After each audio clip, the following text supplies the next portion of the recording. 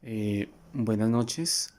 Dentro de la actividad 8 de legislación laboral, presentamos esta entrevista con respecto al contrato laboral.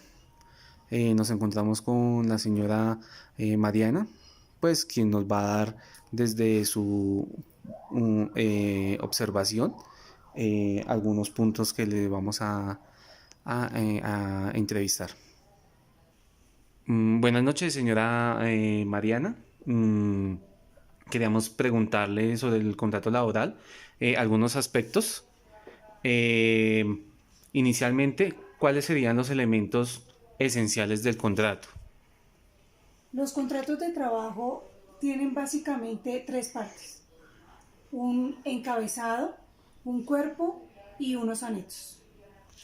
En el encabezado, el contrato debe especificar los datos de cada una de las partes, datos personales como son nombre, identificación, direcciones, teléfonos, correos electrónicos de cada una de las partes, del trabajador y de la empresa.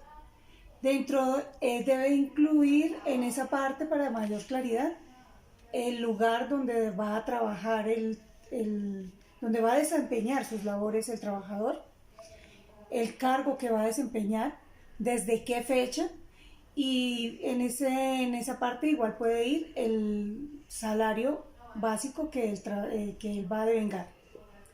En la segunda parte del contrato, que es el cuerpo del contrato, se especifican los deberes y las obligaciones de las partes. Las obligaciones, y básicamente es una recopilación de la norma laboral eh, que atañe al proceso de contratación.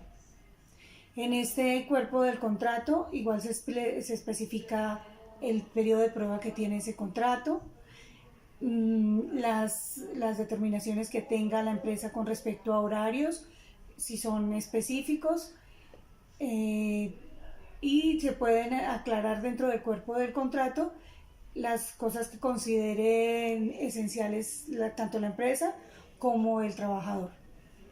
Hay una tercera parte en los contratos que son los anexos.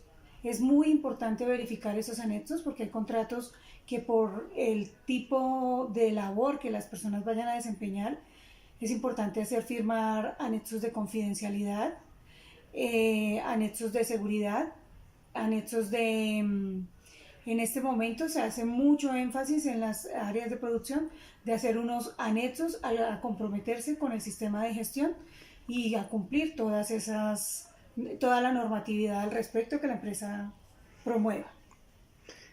Los contratos adicionalmente pueden ser mirados desde el tiempo al cual son pactados, y pueden ser contratos a término indefinido, pueden ser contratos a término fijo o pueden ser contratos por la obra o labor. De igual manera, dependiendo del tipo de relación que tenga el contrato, pueden ser directos por la empresa o pueden ser contratos por, por prestación de servicios.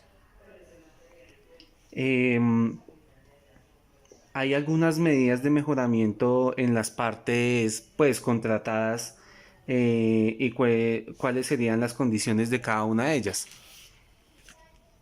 Yo considero que una de las pautas que debe tener el proceso de contratación es ser muy claros, y la persona que hace la contratación de parte de la empresa debe ser una persona que permita que el trabajador esté en un momento cómodo, pero que igual le permita al trabajador tener muy claros, como el trabajador llega con la angustia de su empleo y de su necesidad, pero él debe sobre ese momento tener muy claro el contrato.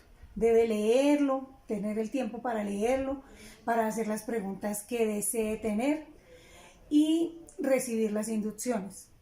Eso hace que las personas sean muy claras dentro del proceso. Básicamente eso se llama comunicación. Es muy fácil decirle usted me entendió y que el trabajador señale que sí entendió. Es más fácil y mucho más seguro decirle explíqueme lo que entendió sobre cómo se manejan en esta empresa los permisos, sobre cuáles son sus obligaciones en seguridad, cuáles son sus obligaciones con respecto al horario. cómo son sus obligaciones con respecto a los permisos. Eso permite que desde el principio haya una comunicación muy fluida y el trabajador, cuando se presente la oportunidad de necesitar alguno de estas, de tomar alguna de estas opciones, tenga claro cómo debe hacerlo y con quién debe hacerlo. Pienso que esa es la forma de mejorar los sistemas de contratación. Mm, y por último, ¿hay mecanismos para controlar el mejoramiento y la estabilidad laboral? La estabilidad laboral depende básicamente de dos factores. Uno de los factores más importantes es que la economía, las empresas deben funcionar como empresas y deben avanzar pues para garantizar la estabilidad de muchas personas. Pero si realmente la economía entra en un proceso de recesión como hemos estado en este país durante los últimos 3 años, los puestos de trabajo tienen que disminuir para que las empresas puedan avanzar.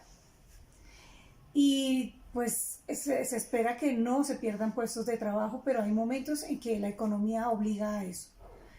Cuando la economía es correcta, cuando la economía está fluyendo de manera perfecta, el proceso se invierte y más va a ser como a cargo del trabajador. Porque un buen trabajador, una persona que cumpla sus horarios, que observe las normas, que cumpla horarios, que su productividad sea buena, comienza a depender uno del trabajador. ¿Sí?